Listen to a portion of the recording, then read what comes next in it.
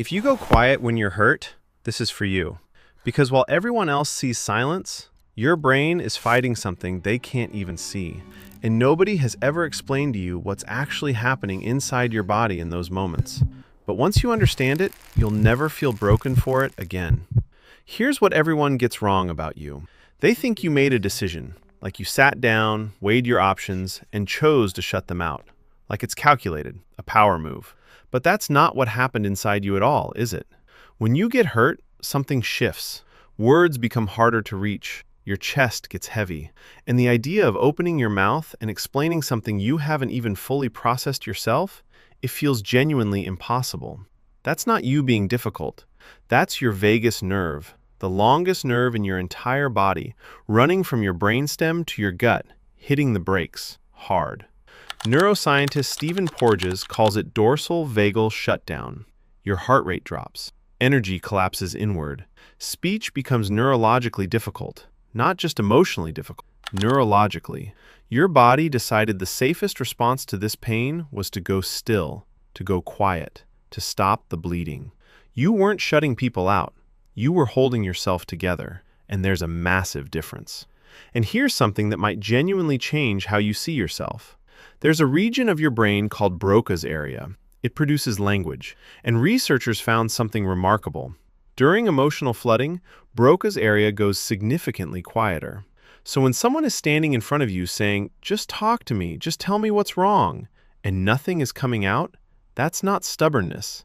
Your brain has literally made words harder to access because it's doing something more urgent, keeping you intact. You're not withholding. You're not punishing anyone. Your brain redirected its resources to survival, and language was the first thing it let go. But here's the part nobody ever tells you. This didn't start recently, and you weren't born like this. No one is. Babies scream. Toddlers cry in the middle of grocery stores without a single thought about whether it's appropriate. Kids express pain loudly and openly until something teaches them not to. Something taught you that expressing your hurt out loud wasn't safe. Maybe you cried and got told you were too sensitive. Maybe you opened up and got laughed at. Maybe you said, "That hurt me," and instead of being held, you got a lecture about why you were wrong to be hurt. Psychologist John Gottman called this emotion dismissing, and his research showed that children raised in these environments don't just learn to suppress feelings, they begin to distrust the feelings themselves, to see their own emotional experience as excessive, not worth voicing.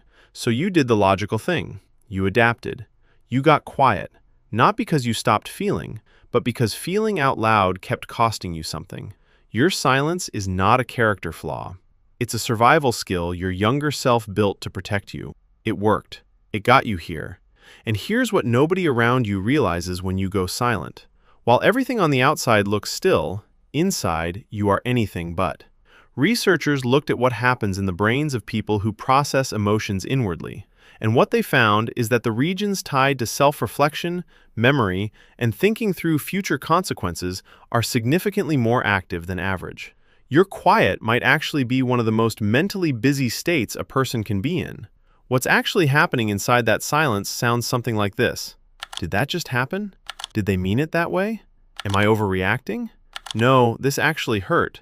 But if I say something now, it'll come out wrong. What do I actually want here? What would make this better? I need to understand this before I speak. You're not avoiding the problem. You're stress testing every angle of it before you say a single word. Because for you, speaking before you truly understand what you feel carries real risk. Still water doesn't mean shallow water. It almost always means the opposite. And here's something about you that almost nobody recognizes. Part of your silence is protecting the people you love. If you're honest with yourself, you already know this is true. You go quiet partly because you know yourself. You know what lives at the bottom of that silence when the pain is fresh. And you know that if you open your mouth before you've processed it, what comes out won't be a conversation. It'll be something that can't be taken back. So you hold it. You wait. Not to punish anyone, because you care enough about the relationship to not blow it apart in a moment of unfiltered pain.